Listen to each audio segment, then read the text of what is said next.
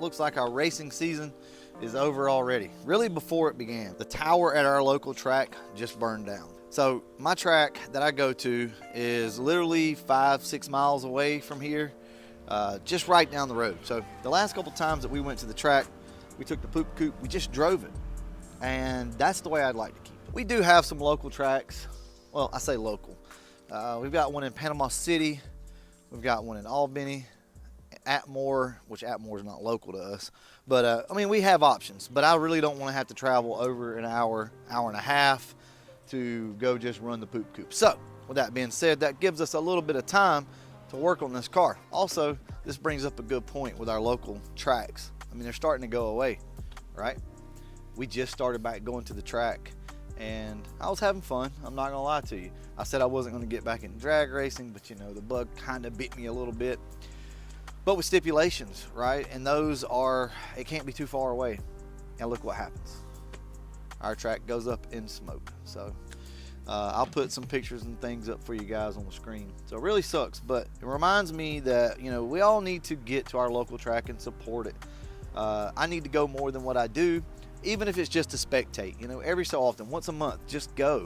You know, if everybody did that, man, these tracks could stay open, right? I know that's not the major issue with most of these tracks. It's you know, people moving in around these things and, you know, signing petitions and shit like that and wanting these tracks to go away and get out of here.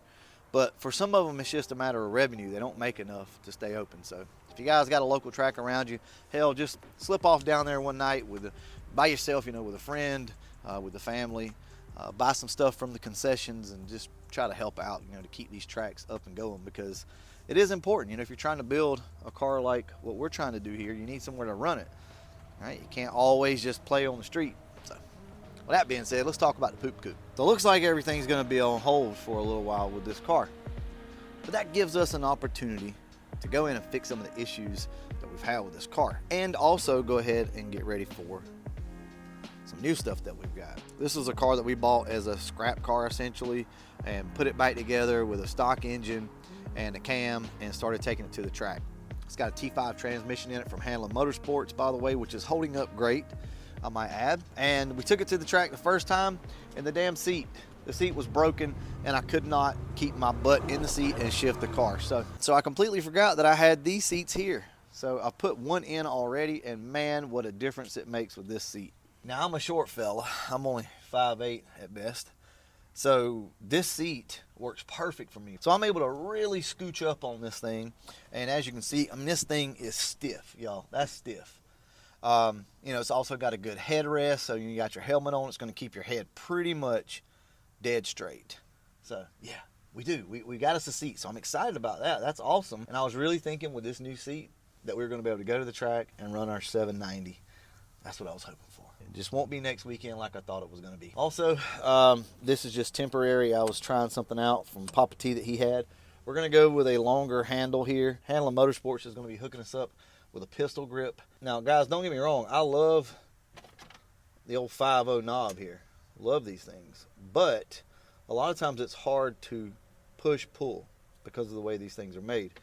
With a pistol grip style handle, it is just this, you know. A couple other things we were working on is the Mega Squirt down here. We're trying to get the two-step to work in the car, but I just cannot get it to work. When we had this thing in the Calypso, the two-step worked, and then it stopped working. So we put it over in this car, and I'm thinking, okay, I can get the two-step to work again off the clutch pedal, and it's not working. So we're going to have to wire this thing up to some type of micro switch, either at the bottom of the clutch pedal, or I don't want to do it on a button. But you've not really seen me at the track really do my thing. And the few times that you have, I look like a total noob. I get it. But I'm very competitive, and I'm very passionate about what I do. So it's up to me to figure this car out. Right? It's been years since I've been to the track and really raced. So with that being said, I want to prove to myself and to you guys, a guy that you didn't think could drive and didn't think could probably do any of this stuff, I want to prove to you that, yeah, I am that guy. Now, I may be biting off more than I can chew here, because who knows what could happen, right? I may never figure this car out. But here's the thing. I want you to know that I'm not going to give up until I get the best number I can get out of this car, as long as the parts hold up at least. So the suspension setup for this car is actually very basic. It's UPR, double adjustable uppers, and I think there's Southside or Megabyte in the lowers. Now it does have relocation brackets. So underneath here you can see the relocation bracket over there, right there. That is set at a decent little angle. Now that's going to help this car with separation. So the lowers allow the car to separate. I don't know if you guys noticed it or not, but in the video, this car doesn't squat. It kind of stands up in the back end a little bit. You guys have all seen this new engine here. It's a 393 stroker. We're going to have a nitrous plate on it. It's a solid roller cam. It's got Pro Comp heads that have been ported out pretty heavily. So this little engine, this setup, ran 560s in the car that it came out of. And probably could go faster, to be honest with you, but that's what it ran. So my buddy Ben, that has the car Date Night, he hooked us up with a badass nitrous system. Now over here, we have some more fuel system stuff. This came from Joe Nate. He hooked us up. He always keeps some extra stuff laying around, so this is going to be massive. So now we have an extra pump, regulator, some line, even have a filter attached on that end. When we do our nitrous kit, we're going to run a separate fuel cell.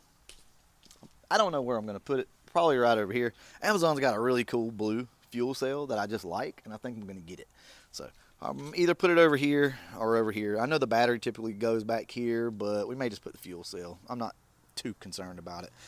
And we're going to run a separate pump and filter and everything, right? The way this will work is we'll run 93 in the fuel cell, and then our little 1 gallon, 2 gallon cell over here will have race gas in it. So all that will come into our fuel solenoid up here, and when we spray the car, it's going to spray nitrous and race gas at the same time. Now some of you are going to say, no, don't do that. And I get it. Some people are totally against it. But remember, we still have the option of running race gas in the fuel cell and in the separate tank. So it's all cool. It's a fun car. I enjoy it, completely enjoy it. At the time when we started building it, I had no clue where this build was going to go. I didn't know. We were just throwing parts together to show you guys that you could build something. We've got a fun little car that I think a lot of you would like to take to the track and go play with. With that being said, I think we're going to do a full video on this car, a full build, and we'll see how that goes. We'll see if the people like it, and if they do like it, we've got several other cars that we've built, and I think we'll do that with all of them, right? That way you got the whole build in one video. I really don't want to have to edit that, but I think I'm going to try it. Also, I'm going to be posting full-length videos over on Facebook, so you guys can go over there and check it out as well. I'm probably going to go back through most of my old videos and start reposting them on Facebook for you guys. I think that'll be something cool, be something different. That's it. I just want to give you guys a quick rundown on the Poop Coupe because things are probably going to, there's a chance they slow down with the Poop Coupe content just because we don't have anywhere to go race it right now. And with my schedule, it's really hard to travel and go. And with us having as many problems as we've had with this car in the past, going to the track, we might just try to stick close to home. All right, guys, I'm going to go ahead and wrap this one up. And as always, thanks for watching.